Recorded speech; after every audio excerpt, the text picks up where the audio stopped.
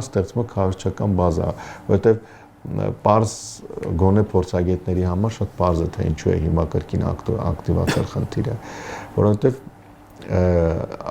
դեկտեմբերի վերջին եւ հունվարի սկզբում տեղ ունեցած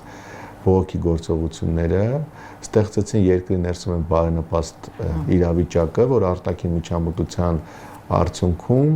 կարող է կրկին արդեն ներսից պայթեցնել երկիրը։ Ինչու 12-օրյա պատերազմը դադարեցավ, շատ պարզ պատճառով, որովհետև հասկացան Իսրայելն ու Միացյալ Նահանգները, որ պատերազմի ընթացքում ներքին կոնսոլիդացիա չկա ընդդեմ երկրի Իրանում իշխող վարչակարգի։ Իսկ Իրանում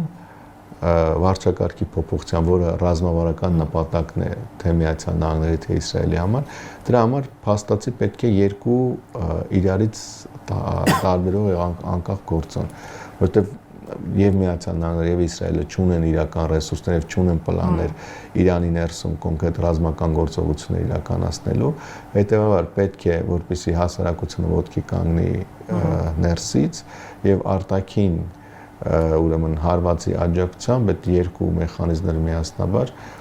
հասնեն վերջնանպատակին